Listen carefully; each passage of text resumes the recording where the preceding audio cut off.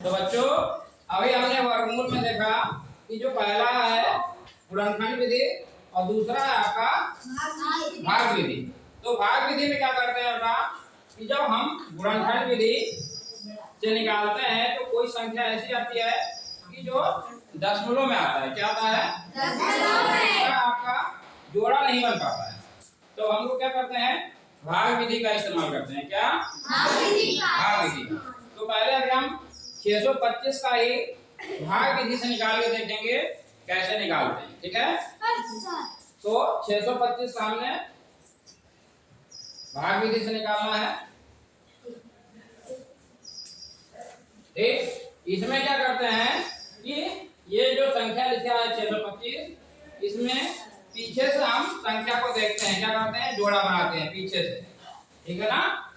ये 25 है, फिर उसके बाद 6, यानी 25 का एक जोड़ा बन गया, बचा क्या आपका 6। तो अब हम ऐसी संख्या देखेंगे कि जो 6 से भाग हो सके, लेकिन शर्त यह है कि जो अंक लेंगे उतने ही बार उसका पहाड़ा भी हमें पढ़ना है। जैसे मान लो अगर 2 लेते हैं तो 2 का पहाड़ा कितनी बार पढ़ना पड़ेगा? 2 बार।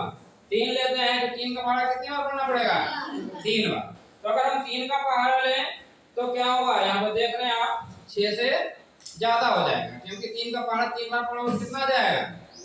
9। तो वो क्या हो गया? 6 से ज्यादा हो गया। तो ज्यादा आपको लेना नहीं है, कम ले सकते हैं। कितना? कम। तो हम क्या लेंगे? 2 लेंगे। 2 का पहाड़ा 2 बार पढ़िए तो 2 दूनी 4। यहाँ पर घटाना है आपको, तो 6 में से 4 गया, कितना बचेगा? कितना बचेगा? 2। कितना बचेगा? 2। अब आपको क्या करना है,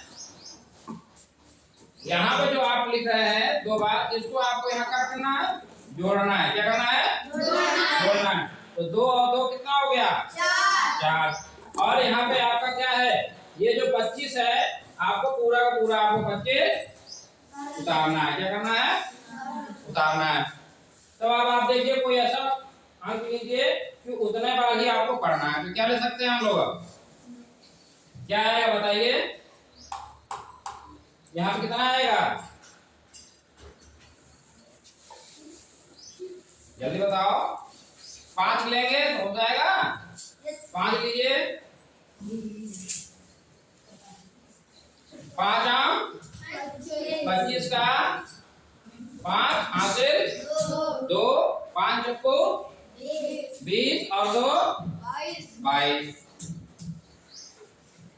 यहाँ पर आपको घटाना है और यहाँ पर भी आपको 5 लिखना है। तो 225 में से 225 गया 0। क्या हो गया? 0। इस तरीके से देख रहे हैं आप, गुणनखंड विधि से भी अगर हम निकाल रहे थे तो उस समय 625 का कितना आंसर आया? 25। और भाग विधि से भी अगर निकाल रहे हैं तो आंसर हमारा कितना आया? 25। समझ गए? तो गुणनखंड विधि से भी निकाल सकते हैं और भाग विधि से भी निकाल सकते हो। ठीक है? समझ गए? कोई समस्या? Thank you.